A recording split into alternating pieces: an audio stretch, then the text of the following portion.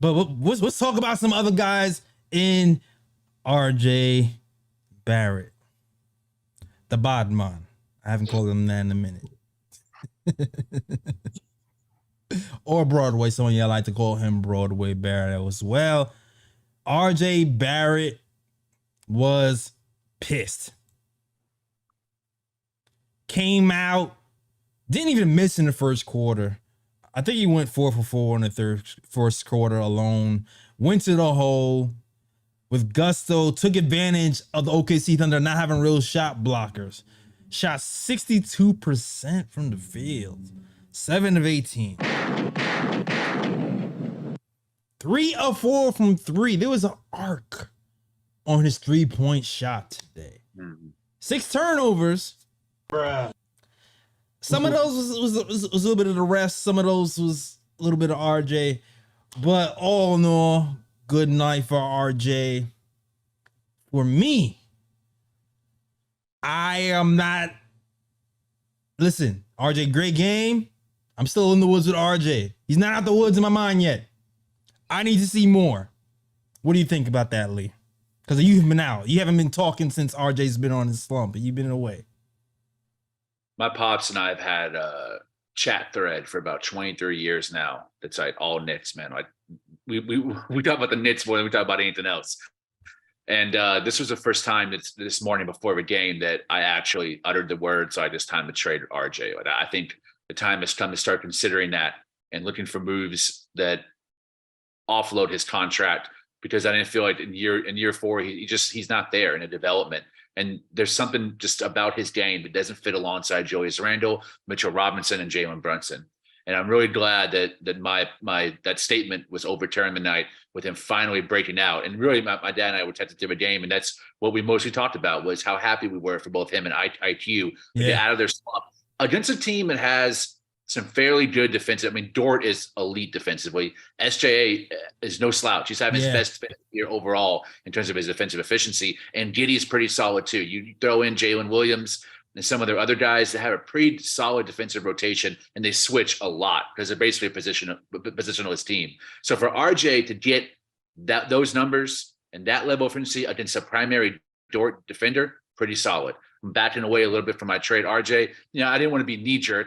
He's been my favorite player for, 4 years now. I liked him more than everyone else we've had, but it was those damn efficiency numbers and his inability to get started off right in the beginning of the season really depressed me. I felt bad for the kid, but I'm glad he's turning things around. He's only 22. He's got a long way to go. So, I'm back on the train for now, but he still has a lot to prove. Yeah, so after last night's game against the Suns, when me and Jails was talking on the podcast, I mentioned how Thibs may have to send a message to RJ, whether it's you take him out of starting lineup and have him play with the second unit and have him on the bench, or if he comes out and gives another bad performance, you sit him down early and have him stay on the bench and have him think about it for a bit as to why he's not in the game and not playing, and maybe that might, light a spark in him to play better. Well, tonight, he's definitely proven me wrong as to go that far. He definitely saved himself tonight. He almost had a triple-double with the turnovers, which is pretty bad. Bruh. But besides that, he played really good tonight. I still think when he drives into the lane, he still forces it a bit, which led to some of the turnovers that he had. But the only difference tonight is that he was actually finishing at the rim tonight. That was the only difference, which in the past 4 or 5 games he hasn't been doing. And one thing I did notice about RJ's shot tonight was that he did look like he had more lift in his shot than the last 4 or 5 games. He definitely got more lift in his shot and had more arc on the ball as well. So I'm hoping that he's finally over whatever sickness he had. Yeah. And now he got his legs back, and now he'll be performing much better as the season goes on. That's what I'm hoping for. But yeah, very positive game from RJ tonight. And tonight I saw glimpses of the Bodman. Yes, we did. You got us the gunshots for the Bodman. That's how we do it in Brooklyn, all right? Even though you're not Brooklyn anymore, Ryan, your heart still is, all right? Exactly. I agree with you, man. But I'm still watching and waiting because I didn't want to throw RJ out with the bathwater because I know the sickness is probably part of why he was slumping. At the same time, it seemed like he was a little bit better yesterday. And also, like Ryan G says, sometimes the decision making baffles me. I said it yesterday. We wasn't here, Lee. Grimes comes in, first game back, and that's 8 assists. RJ Barrett's been here for years, has not broken the 10 assist mark yet. I feel like I want him to still be rewired and look for other people. Towards the end of the game, when OKC was cutting into this lead, Julius Randle was wide open in the corner. He hit a couple of threes already. RJ Barrett is driving to the hole, and he gets like double or triple teams.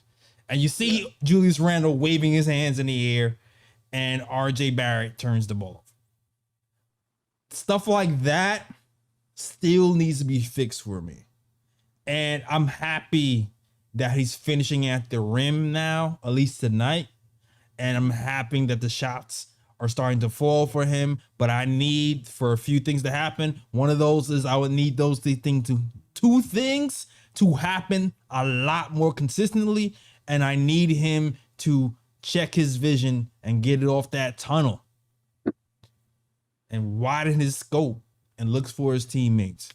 But I'm still waiting. I'm still waiting for some consistency because I don't need RJ Barrett to only play 41 games a year because he's only good for half the season. I need him to play more the whole season. So hopefully this is a step in the right direction. If he starts now, this will be earlier than last year. All right. So hopefully he starts now. Good point. All right. We got some more reclamation projects to talk about and some more interesting things to talk about as well. But salute to the chat so far. I saw Shells Heavy in here earlier. Shout out to you. All right. But also shout out to Echelon, who sent a $2 super chat. He says, went to OKC to collect debts, took all the furniture. Yes, sir.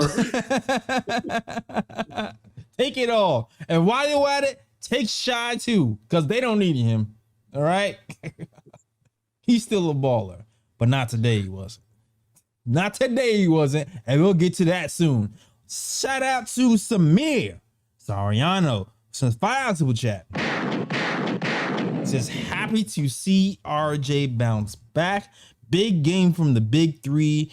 Grimes and Deuce are nice. Yeah, we're gonna talk about them soon too. Also, shout out to Nuggy Fresh, work in the building, Knicks Nation TV, JT Reddick, picks for Timmy, my real fake cousin Winston Ellis, and everybody else is rocking with the KOT show. Crying Fish, and I saw somebody here earlier. Who did I see here? Metaphysical Logic and Shell. Shout out to my guy Shells, man. Shell's heavy for rocking with us. Okay? Cool. All right. Let's talk about Quentin Grimes.